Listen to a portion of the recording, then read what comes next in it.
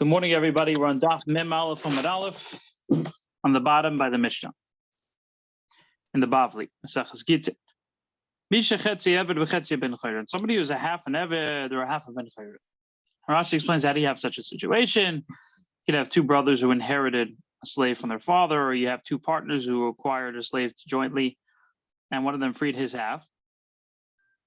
Because otherwise, you can't free half your slave. It doesn't work like that. The Gemara is going to ask. The Gemara is going to talk about it.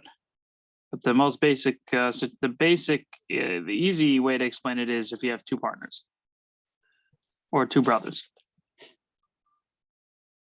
So the din is Basila takes a strict approach. A slave remains a slave. It's just that he's free for one day. Every other day he's free. There's an odd number of days in the week, so I suppose, I guess, every week is a different situation. Shammai says, okay, it works out for his rabbi that he gets him every other day, but what about himself? Lisa, he can't marry a maidservant because he's now half free. A half free person can't marry a maidservant. He can't marry a baschodim because he's a half an eved. How can you say for him to not do anything? The world was created for period was created to be fruitful and multiply. I should never like tell you, the world wasn't created for not; it was created to be settled. It's a very different. It's a very interesting approach. The Torah approach. The world was created for period to be settled. For the sake of the world,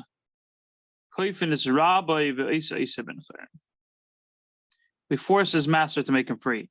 It's interesting that you would think, oh, he's just one person. What's the big deal? It's a big world out there. There's millions and billions of people in the world. No. He also has to have the opportunity to do his mitzvahs. Mela, if he was fully a slave, he can marry a shifcha. If he was fully free, he can marry a baschodim. So he's no longer fully a slave, so we'll free him.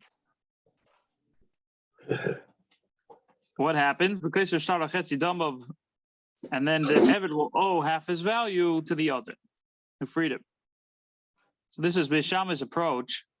This is one of the cases where Basila agrees with Beis Shammai. Because Basila here's going to be Beis Shammai. Basila eventually said Beis Shammai is right, and they pass on like Beis Shammai that we force the master who owns half of him to free his half, and then he'll owe him the money. Okay.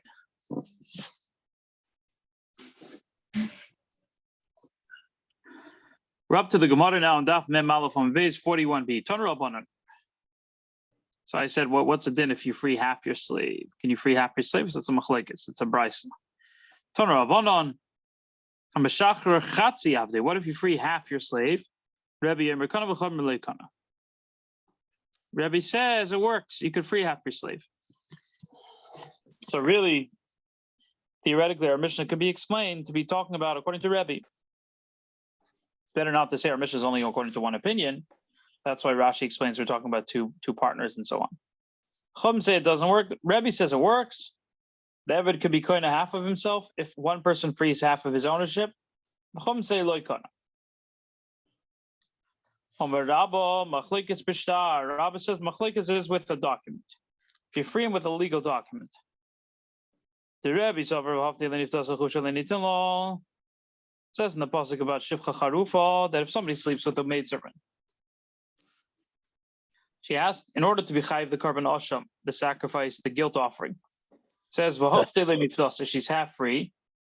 When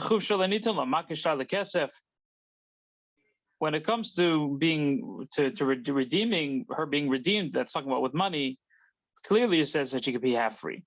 By Shtar, it just says chuf shalei.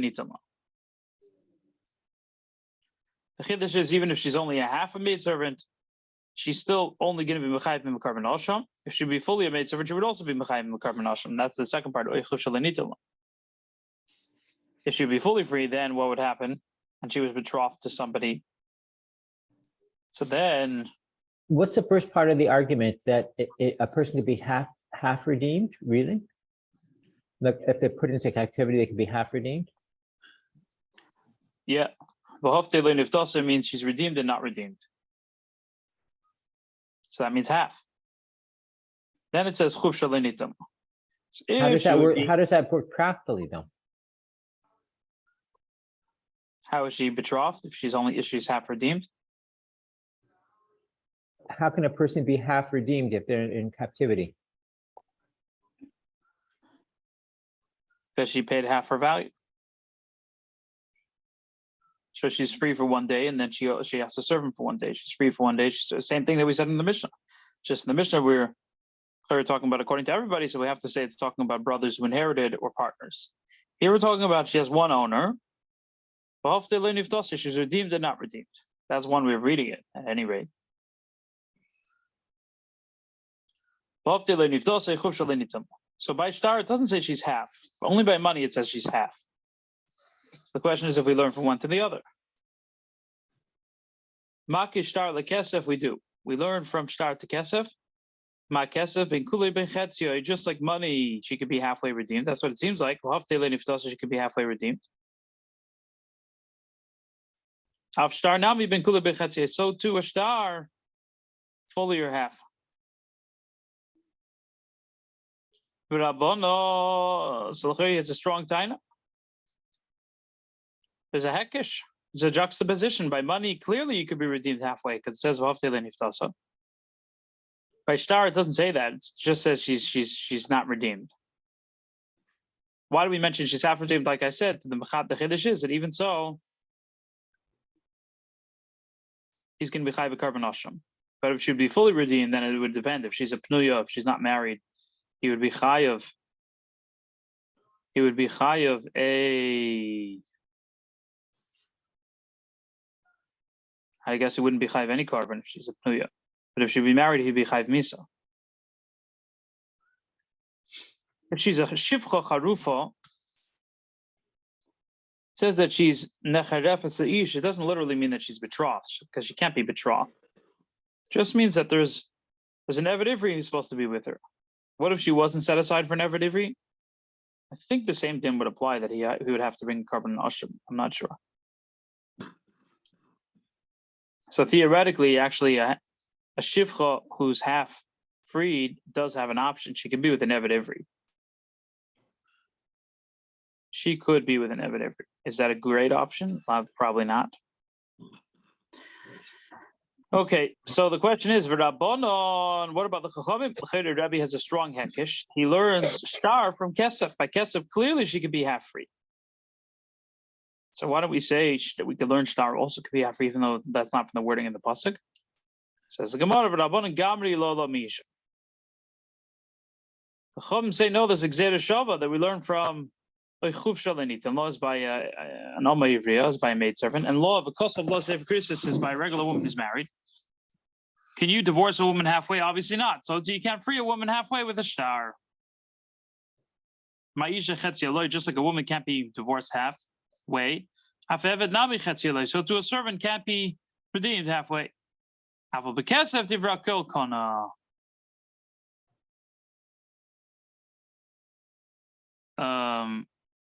Beduya v'ene beduya. When it comes to money, both Rabbi and the Chum will agree that she could be koine, because the pasuk says beduya v'ene beduya.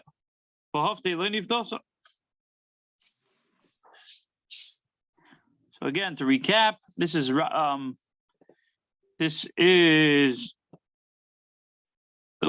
Rabba's approach. Sorry, Rabba's approach is machlokes b'shtar. They're only arguing about the star. The question is, what is stronger, the hekish or the gzeira shava? According to Rebbe, there's a hekish, there's a juxtaposition in the pasuk says stronger than the gzeira shava. And we're going to learn that star also you can redeem halfway. No, there's a gzeira shava that we learn from get. Just like a get, you can't give a woman a divorce halfway. So too by get shichur. But money, everybody will agree, because it says v'havtei lo niftasa b'duya v'ene b'duya. So the Gemara says, let's say probably this, if you analyze it, the machlokes is based on this. According to Rebbe, hekish is stronger, so therefore we learn that a star could redeem her halfway. And according to the Chum, gzeira shava is stronger, so therefore we learn a star cannot redeem her halfway. Says the Gemara like this: Loi, if it would be a gzeira shava, without any questions on it, and it would be pnuya, and it would be extra. The word would be extra. The word law would be extra. Mufne. It's called mufne. Why does it say nitan law? The word that's extra. Chufsha nitan law. By because of law, say for Christus l'chor, it's not extra because we learn from there you need to write to get lishma. I think, or at least it's mufne from one side, from the side of chufsha nitan law. But nevertheless, even though it's mufne from one side, there's a question on it. What's the question on it? If there wouldn't be any questions on the Gzer Shava, it would be mufne. Everyone would agree Gzer Shava overcomes a hekesh. So it depends. If you have a Gzer Shava that's not mufne, that's the word is not extra that you're learning the Gzer Shava, then a hekesh would be stronger. That's what Tosfos says. If you have a Gzer Shava that's mufne, then everybody would agree to Gzer Shava stronger, unless there's a question on it. The moment there's a question on it, then the hekesh will be stronger. What's the question? He could ask on the Gzer Shava, it's a bekes. A woman, you can't free her she can't be freed from a marriage with money. And it's a bekes of a servant does go out with money. So where there's a question on the Gzer Shava, that's where they have the machlekes. According to Rebbe, where there's a question on the Gzer Shava that's mufne, we'd rather learn from the hekesh, from the juxtaposition, and therefore we're going to learn that you can free a woman halfway with the shtar. According to the Chachamim, even when there's a question, because the Gzer Shava is mufne, it's stronger than hekesh. And that's what we're going to learn from the Gzer Shava from shtar, from a get, from a regular get. So that's the first way of learning this machlokes. The machlokes is only b'shtar. It's only about a get if you could free a woman using a shtar halfway, but it's not talking about with money. But Rav Yosef argues with Rabba, and he says like this: machlokes v'kesef. Machlokes is specifically money. How do you read the word v'havdei lenifdasa? According to Rabbi, v'havdei lenifdasa means she's half redeemed. She paid half her value in the money. Rabbanan Savri, Dibra Torah kol shein b'nei adam. According to the Chachamim, Dibra Torah kol shein b'nei adam, which means she's not redeemed. V'havdei lo nifdasa. It could have said lo nifdasa. It says v'havdei lo nifdasa. That's like the way, a certain way of writing. I don't know. It's easier to just say lo nifdasa. I don't know why. I don't know how you could say havdei lo nifdasa as dibra Torah kol shein b'nei adam. That's how they say it. Havdei lo nifdasa really means she's not redeemed. She's really a full shifcha, and you're getting the carbon osha. When it comes to shtar, everyone agrees lekana. The question is if kesef is different. That's Rav Yosef's approach. Rav Yosef's approach is they're only arguing about money. By shtar, everyone agrees you can't free a woman halfway, a slave halfway, a man or woman. On Rav Yosef's approach, we have a big question. Meisvei, it says in the Brisa, if you free half your slave with a shtar, Rabbi says koine. Chum say loikon. Rav Yosef just said divrei akil loikon of a shtar. Here we see clearly the machlokes is even by shtar, even by get shecher. So the Gemara agrees. Tiyufta de Rav Yosef Tiyufta. This is a refutation of Rav Yosef. It's unusual because Rav Yosef was known as someone who was like a Sinai, somebody who knew all the brises. So yeah, somehow he must have not known about this brisa, I guess. Says the Gemara, but Nemo. Hey. Bishtar de pliga v'kesav loy pligi. We see from this brisa, it only mentions they're arguing about shtar, not kesef. So it sounds like by kesef they would both agree that you could free halfway with money. Let us say this refutes Rav Yosef in the second part that he said they're arguing about money. No, it's a raya like Rabba that by money they both agree that you could redeem halfway. Really, they're arguing both with shtar and kesef. He doesn't want to lose his whole foundation. This that they're arguing about specifically. This that the Brisa mentions that they argue specifically in the case of shtar with the document with the to teach you the koyach of the chachamim of Rebbe. Sorry, the Rebbe, that even though we're talking about a shtar, and even though we see by get teacher, for example, you can't be divorced halfway. Nevertheless, in this case, you could with a shtar. The Gemara asks to live to give bekes of the Rabban. So why don't we say the machlokes is the money to teach you the koyach of the chachamim? They're not able to. It's better to do the koyach of heter. We want to stress the koyach of heter, that you're able to free someone halfway with a shtar. That's why we focus on shtar. Koyach heter of Rebbe. I think the halacha is like Rabbi. Kesef divra kol kana. I think it's dochuk to say divra tek l'shem b'nei adam v'haftei le'nifdasa means really she's not redeemed at all. That's my opinion. Maybe I'm wrong. Okay. Now we're going to go into a whole brisa of what v'haftei le'nifdasa means. Toshma, come in here. V'haftei, it says v'haftei, she's redeemed. Yochel hakel, you might think she's fully redeemed. She's not redeemed. If she's not redeemed, you might think she's entirely not redeemed. It says she is redeemed. So how does that make sense? The kesef, she's halfway redeemed with money or things that have monetary value. I only know that you could halfway redeem the woman or the slave with money. How do I know also with the document? It says right after that it talks about shtar. It says chufsha, which means it doesn't literally mean shtar, but we could assume it means shtar. Because of the Sefer Krisos. How do we know it means shtar? Because we have Yerushalmi. That we see by the get that says because of like Sefer Krisos. The word law teaches us, and then it says Sefer Krisos right after the word law. Just like by the get Isha, it's talking about with the document. Hafkan b'shtar, so too by the woman. Chufsha le'nitan law. It means document. So now the Brisa asks, how do I know that you can free her halfway with shtar? Is a juxtaposition with shtar and money. Just like money is both entirely free, you can free her entirely or halfway. So to by shtar, it's whether you can free someone entirely or halfway. It makes sense according to Rav Yosef after he was refuted. And he agreed that they're arguing in both cases. This is the opinion of Rebbe. Rebbe holds you could free both halfway, both with money and shtar. But according to Rabba, that they're arguing about shtar, but money, everyone agrees that you could free her halfway. According to Rabba, the ratio is according to everybody, that you could free her halfway with money. Sefer is only Rebbe, that you could free her halfway with shtar.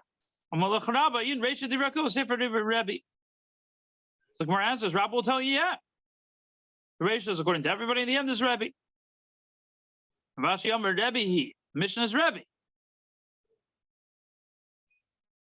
Mishnah is Rebbe. In other words, it's Rebbe. The Chum happened to agree. In the case of the ratio, that money you can free her halfway. But the Mishnah is a sheet test Rebbe. It fits perfectly with Rebbe. What Rav Ashi says is, I don't even understand the question of the Gemara. I'm saying, it's I'm saying the answer is so strong. But, okay. So now the Gemara analyzes, we bringing in our Mishnah, in our Mishnah. It says someone who's half free, half slave and half free. Makes sense according to Rabbah. We'll say the Mishnah is talking about with money. She's half free with money. Until right now, we're thinking that the Mishnah is talking about with one master. We don't know the answer yet, that we're talking about two masters. So it's money. She freed herself halfway with money. The slave, freed himself halfway with money. It's specifically talking about a male. The female wouldn't be the master wouldn't be forced to free a female unless she was promiscuous. It's almost not fair. Someone would give her advice, be promiscuous so that you'll be freed. You'll be forced to be freed. I guess the Chum weren't worried about that. But our Mishnah is talking about a male. So it makes sense according to Rabbi, talking about money. But according to Rav Yosef, he can't be freed halfway, only according to Rebbe, both with money and shtar. Our Mishnah is only Rebbe and not the Chacham. Ravina answers, everyone agreed that if it's an Eved that belongs to two people, and one of them freed his half, he's freeing everything that he owns. So of course he could use shtar or kesef. Okay. Now we're going further. We're on the next page. We're on Daf Mem Beis Amud Aleph, 42a. Omer Rabba says Machlekes b'sheshikar chetzia v'niyeh chetzia. Machlekes is only if you freed half and you left half. So Rebbe holds what? Rebbe will hold you're allowed to be able to free half and leave half. We're talking about, according to Rabba, with shtar, with kesef, everybody. Aval shikar chetzia v'mocher chetzia. But if you freed half and you sold the other half, and also or you gave the other half as a gift, given the kanofik mine kule, talking about bavasachas, you did it at the same time. Rashi says either you did the sale of the other half first before you freed the second half, or you at the same time. Given the kanofik mine kule, because everything is leaving your rishus, but both halves, even though you didn't fully free the slave, but it's kanofik mine kule divra kel kan. Everybody will agree, even the chacham will agree that koine to be able to do such a thing, both pashtar and kesef.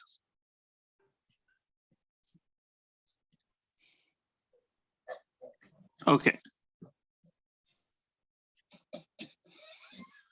That is oh. Here, I'll go out. Sorry, 1 second.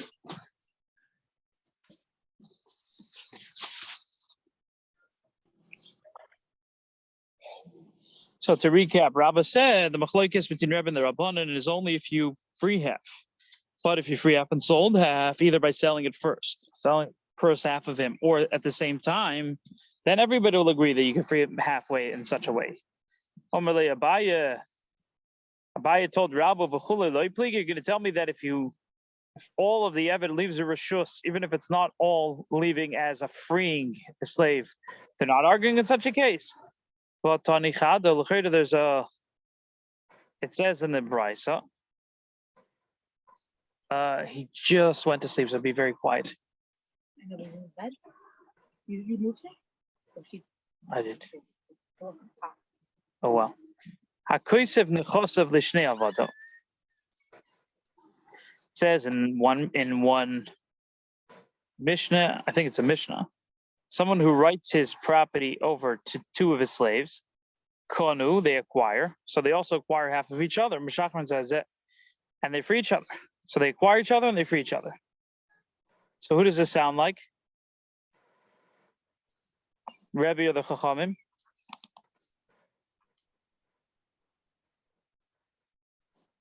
You have a star and you gave them everything, all of your property, so they each acquire half of themselves. It sounds like Rebbe, right? Half of themselves. There's another brisa that says, someone who says that all my property is given over to so-and-so, my slaves. In other words, he said, all my property is given over to my two slaves, which sounds like an identical case. They don't even acquire themselves. My love, the first brisa is that it says you could free half your slave. So even though it's fully leaving your rishus because you gave the other half to the other slave, nevertheless, Rebbe, it's only Rebbe. It's only the Shitas Rebbe. The second brisa is the Chachamim. That even though you're giving over all your rishus and you're splitting it between your two slaves, it doesn't work. They don't even acquire themselves. So they're arguing, even in the case where kuloi, where it all leaves your rishus, even if they're not getting, because they're only, you can't free someone halfway. Maybe that's what the machlokes is between the Brisa and the Mishnah. The Mishnah is Rebbe, and the Brisa is the Chachamim. Says the Gemara, loy, no.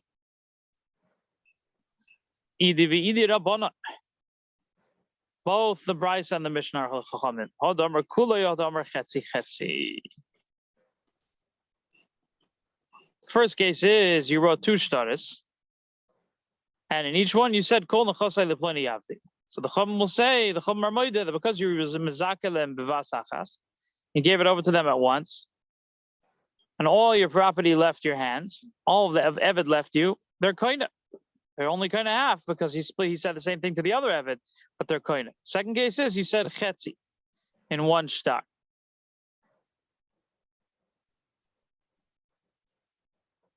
Because it's in one star, because he said chetzi, maybe he means the same chetzi, maybe he's just being mishayer, maybe he's leaving over, maybe it's not kulei nafik, maybe he really means only that same half, maybe he's only giving them the same half. Frag die Gemara, it says in the end of the Brisa that if he said chetzi chetzi loikonim, that means the ratio is talking where he says kulai. Nevertheless, it's no good. Perusha Gamafarish. It's explaining that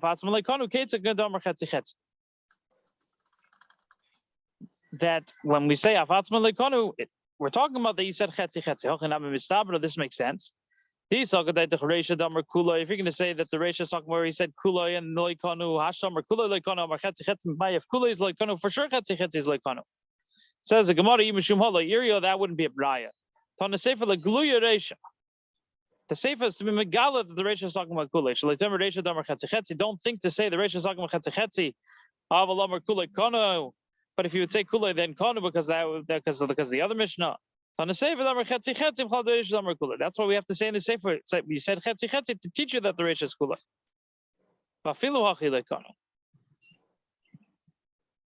I mean, it sounds ridiculous. Why not just say the word kuloi? Then nobody will make a mistake. You can't go in there. The baby's sleeping. Don't go in there. Izzy.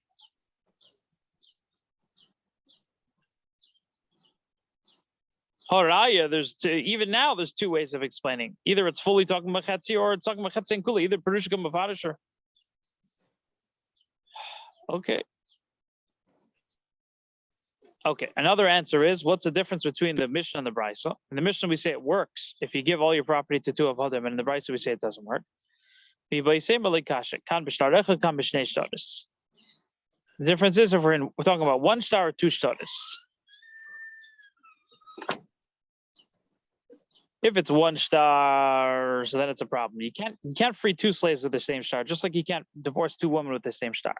If it's with two stars, then it works. So for the Mishnah is talking with two stars. The Brisa where it said we say it doesn't work, it's talking about with one star. So the Gemara says, "My Yerushalmi chetzi chetzi filo b'shtar echad. My Yerushalmi chetzi chetzi filo kulei nami leikanu." We're talking about one star. Why does it say chetzi chetzi? Even if you said kulei, it should be leikanu. Even if you said all of the slaves should get everything. They're not kind of themselves with one star. If there be two stars, then there be kind of. If he said chetzi chetzi, even two stars wouldn't work because he might be talking about the same chetzi. And we said that according to the Chum, you can't redeem somebody chetzi.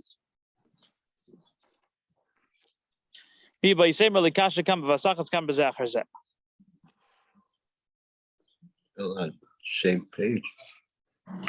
The final answer is 43 or 41. We're on 42. We're about 15 lines from the bottom. If you freed the slaves at the same time, it works. If it's one after the other, then the second slave won't be free because the first one's already freed. Makes sense that the second slave won't be koine because the first one already acquired himself and everything. But the first slave should acquire everything, himself and the other slaves. Rather, the other answers are better. Ravashi always was very medayik. He looked carefully at the Lishonis. He says in the Brisa, he called him avodai. Brisa says, so obviously it didn't mean to free them. He called them avodai. That's why they're not free, because he called them avodai when he said that he wants to give all his property to them. He was making a joke out of them.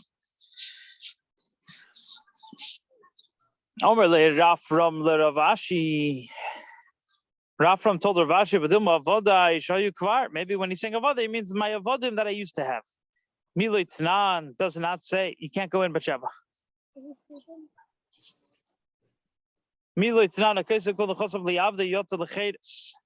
Somebody who writes all of his property to his eved, he goes free. But if he left over property, we don't know which property, then lo yotzal chedis, because maybe if he left over property, he might have also left over his servant. And Reb Shimon says, because he only left over property, then it means he did free his slaves because they're not property. Unless he says, all my property is given to my slave, besides for 1 in 10,000. And then we assume we suspect that I might be talking about his Eved because he does not talk about property specifically. But if he didn't say then what would be the din? Koni, Amai, why is that? Why would it be kind of a Eved Kukari? They called him Avodai. Rather, we say that he's talking about his Eved that he used to have. So to here we'll say that we're talking about Avodah Shayukvar. His Eved that he already had. Okay. 5 lines on the bottom of Mem Beis Amud Aleph 42a. 5 lines on the bottom, in the middle of the line. We're in a new case now. If you didn't follow until now, it's a new situation, sort of. Still in the same line if someone is a half a slave. Sure. What if an ox scored the Eved? So what's the din? You have to pay nezek. You have to pay the damages. Person who owns the ox has to pay the damages. So what if an ox scored him? Who's the damages going to go to? Is it going to go to him or is it going to go to his master? So what do you guys think? You talking about a complete Eved? No, half an Eved. It depends what day.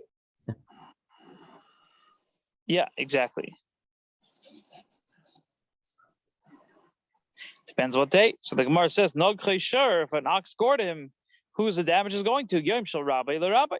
If it was on the day that belonged to his rabbi, that he belongs to his rabbi, it's a very weird situation. But if it's on the day that it belongs to his rabbi, the money goes to the rabbi. Yom shel Atzmai le Atzmai. But if it's his own day, then it goes to him. The money will go to him. Like the Gemara, and if so, if you're going to split up the days, we should also say that he should be allowed to marry maid servant on the day of his rabbi, and he should be allowed to marry a bascher on the day of himself. So the Gemara says he's sort of like ridan. We're not talking about isra. That's different. But schias moment depends on the day. I personally would I would maybe answer differently. You can't be married and then unmarried. In other words, once you're married, she'll stay married to you the next day also. Machenk and the money goes to whoever it goes to. Maybe that is part of the answer. Okay, we're on the bottom. Toshma, hey miss. So now we're going to analyze this din. We said that the money, the nezek, the damage will go to, depends on the day, which day the damage happens. Toshma, come in here. Hey miss Misha Chetzi Eved v'Chetzi ben Chayrin. Let's say it killed. Leolenu, the ox killed him. So what's the din if an ox kills you? It's no longer nezek, it's a knas. It's koifer. It's called koifer. Like an atonement, you give 30 sela, which I assume is a lot of money. Hey, Miss Misha Chetzi Eved v'Chetzi ben Chayrin neisen chatzi knas l'Rabbi v'chatzi knas v'chatzi koifer liyersho. He goes 50-50. So this is a direct question on what we said before. Before we said that if he got damaged, depends on which day it fell out on. Here we don't say it depends on which day he died. Rather we say that it split 50-50 between his rabbi and his heirs. Amai, why is that? Which it depends on the day. So the Gemara answer, shiny karno. Here it's different. Here the keren is gone. The capital. He is gone. He died. He's killed. So there's different. There, everybody's losing out. By nezek, of course. The truth is, by nezek, also everybody's losing out. Ultimately, he's not going to be out of commission for a while.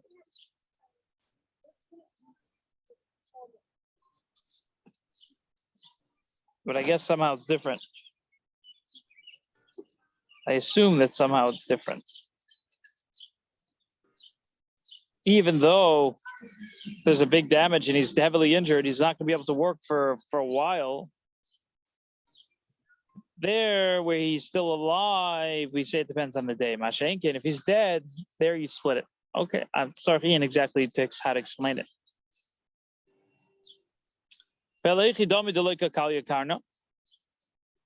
So what's a case where it's not fully, in other words, if the ox causes his arm to be amputated, then we would agree that it would be split 50-50.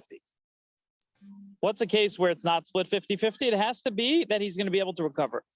His hand dried up. In the end, he'll recover. If in the end he'll recover, that nezek is going to be only to Rabbi if it's on the day of Rabbi, only to him if it's on his day. It makes sense, so according to Ibaiyah, that in a case where you're injured, that you're going to be recovered, You give him the nezek. The nezek is how much value he's no longer worth. Plus, you give him Shevis Ketana, the fact that he's not going to be able.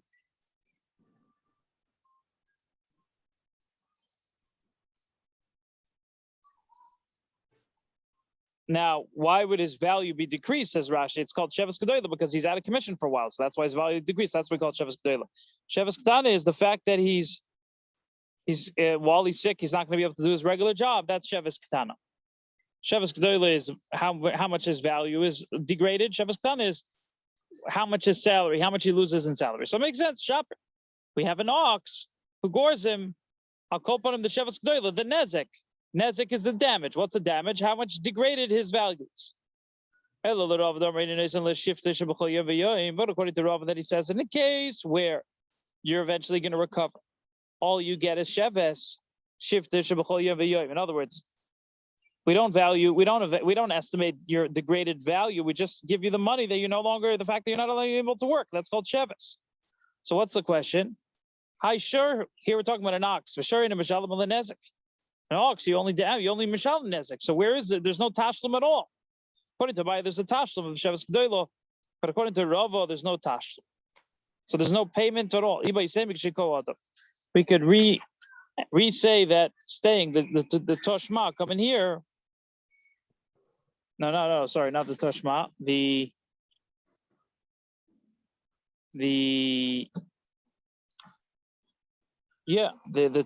nogchoy shir shel yoyim. Sorry, nogchoy. We'll say that's really talking about an adam, iko adam. It's an Amoraic statement. Remember the Rav Lishvit. Rav doesn't hold like it. Rav holds there is b'chlal no nezek in the case of nogchoy, because he holds an ox doesn't have shevis. He only has nezek, and here you don't pay nezek. In the case where you're going to recover, there's no nezek. Nezek is only if you're not going to recover, if your hand is permanently injured. But if it's only temporarily injured, there's no nezek. So according to Ibaiyah, there is nezek. You're going to pay. It depends on which day it fell out on. According to Rav, there's no nezek. Okay, so now we have another question.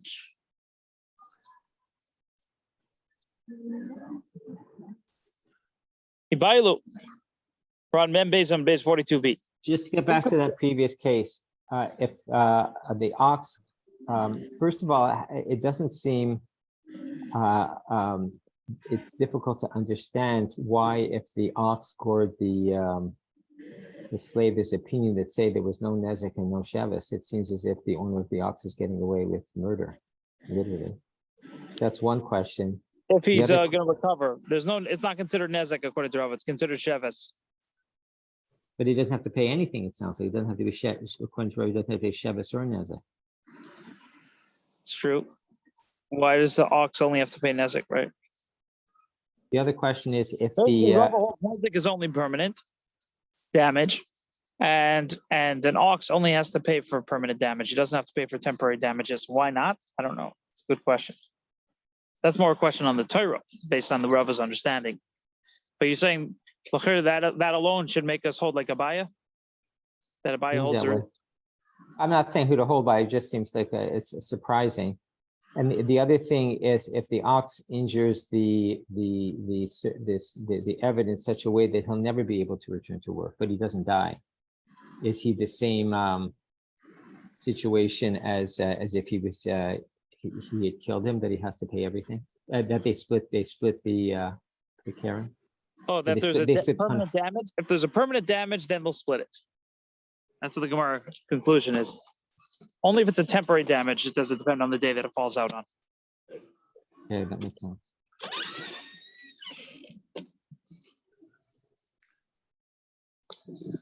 Second.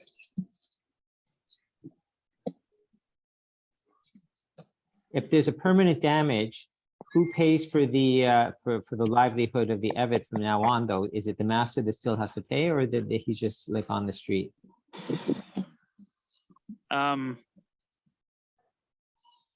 He can't supply any more useful. There's no shevis. You're saying there's no shevis. If it would be hiko adam, there'd be shevis. If there's hiko shor, there's no shevis. So who's going to pay for him? You're saying the master doesn't have the obligation. That's true. That's what we already said before.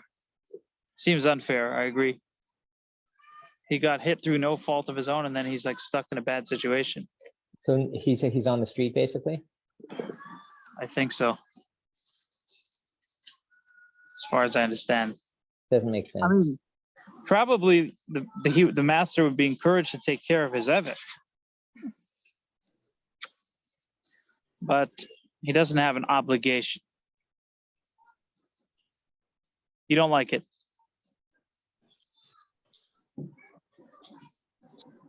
Maybe society has to take over. I think that's what happens in our situation. Society takes over. The guy goes into ODSP. We have an obligation to take care of our poor.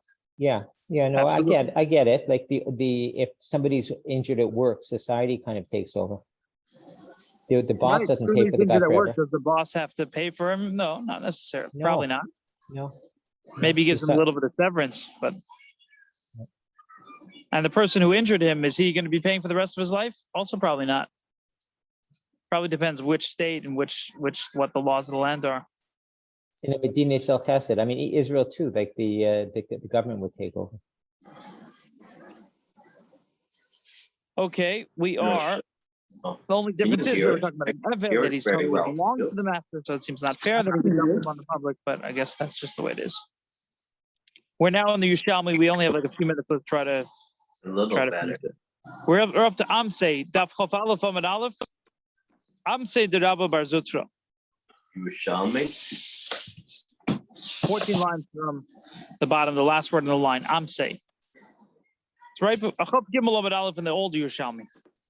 On the bottom. Chof Aleph. Chof Aleph Amud Aleph. 14 lines in the bottom. Amsei de Rabba Bar Zutra.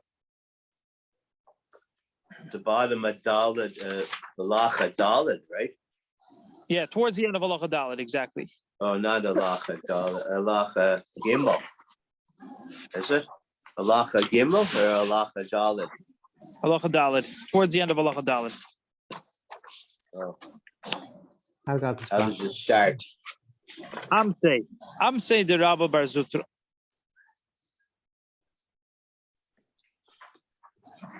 Okay, Amsei de Rabba Bar Zutra Orkas. The maidservant of Rabba Bar Zutra ran away. He gave up hope on her. So you remember we have Chizkiah. Obviously, we'll see the Yerushalmi doesn't say like Chizkiah, at least in this case. Also, Shola Reb Chanino, he asked Reb Chanino the B'Shuvah Levi, or made it Rashi Shabbat. He said, no, you're miyais. You're not allowed to enslave her. Obviously, she came back to him eventually, and he said you're not allowed to enslave her because he had you. Shema lichtav le get shichrer. Should I write her a get shikra? Amar leim kasavta yosatov. If you're going to write it for her, it's a good thing. You should write it for a get shikra. So Chanina,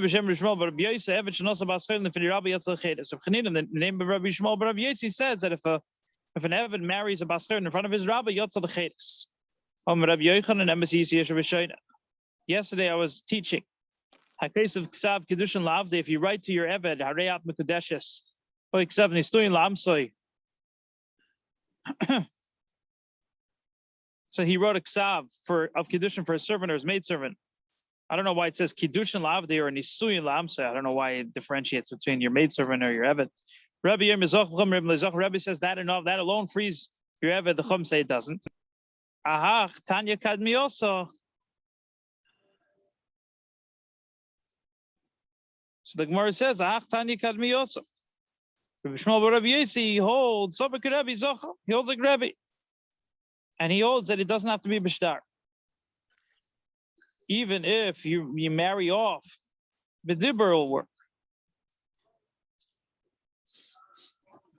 Whom did him no salaf that will also work. Okay. Does he have to write a star later? I don't know. I'm not sure. So the Gemara asks, Mi b'shachar. The Mishnah we said, if you made your eved an apiseki, and Vishichra, and you freed him. Who freed him? Rav Omer, Ben Rabbi Rishon, Rabbi Shini, whoever freed him, he's forced to be freed, and then he writes a star for his value. The Evid will write a star for his value to pay his master back. Well, depending on who freed him, I guess. And Rabbi Shimon Gamliel will argue and say he doesn't know anything. According to Rabbi Yechon, it's only the first Rabbi, his real master, his original master. We're on the next page. Chof Aleph on base. Hey, Rab Chag, come Rabbi Yossi. Rav Chagai asked the question in front of Rabbi Yisrael. Misnisa Pligal Rav. Do we have a mission that argues with Rav? Rav says that Rabbi Hasheni could also free him. That means that he's the real owner of the Evet. But what do we see? It says Yisrael Shilvus Anochi Al Chametzei Achar Pesach Mutter Bahna. If a Yid lent a goy and the goy gave him chametz as a mashkin, he's allowed to have hana from the chametz after Pesach because it doesn't really belong to him. So if you're going to say that the Rabbi Hasheni could free the slave if he was an apiseki, he should also be able to free. He should also be forbidden to eat the chametz because if just like the slave is considered him so that he could free him, the chametz should also be considered his. So it should be considered chametz over lovas a Pesach. The Pesach passed. Says the Gemara in Tamer, but it's just Yisrael who also should be forbidden. My Avad Rav, what's Rav going to do?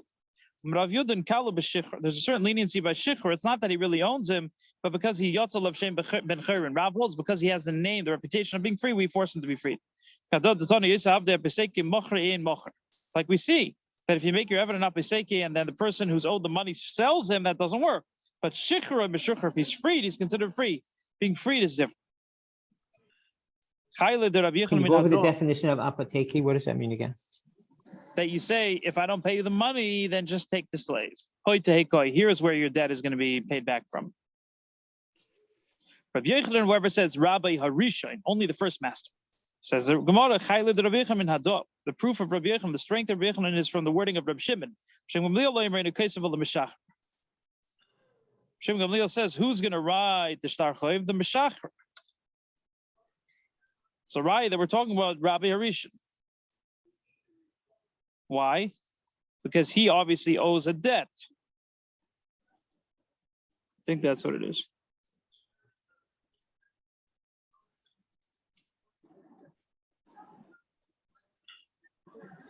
Because it says Mishachar, not Hamishachar. That's what the Pnei Moshe says.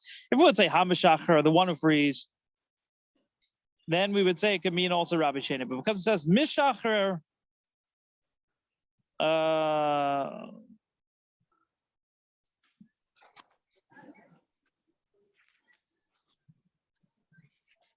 think I like the carbonated shot better, actually. It's a better shot. Carbonated says, if the Rabbi Hasheni freed him, so all that happens is he loses his debt. He loses the money that's owed to him. What do you mean, koisev? Who's he writing? He doesn't know anything. Okay. They call it clean. And the fact that we say that the Meshacher owes money, it's talking about Rabbi Harisha. Okay, the Gemara goes on. Somebody is Meshabed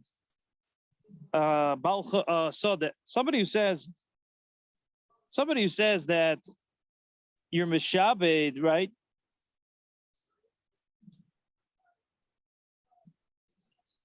Somebody who's Meshabed a Sodet. Say, I owe what you does money. Meshabed mean? He makes his Sodet indebted to the debts. He borrows money and he says, if I don't pay you back, just take the field. So if Meshabed Sodet l'chaverev, and then you sell it, Shemin Balchayv Bavatoidev, the Balchayv, of course he can take it back. So it's a raya from Shimon for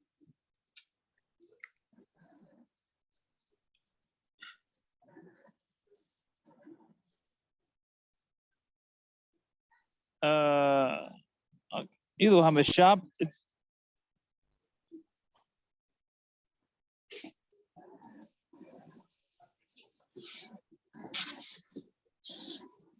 Where is she? pretty much just says like this: even if the Rabbi Harishan is sells him, he should be able to take it. Just like if you sell your field, the person that you said the field is going to be owed to can take it. So to the Eved, you should be able to take it.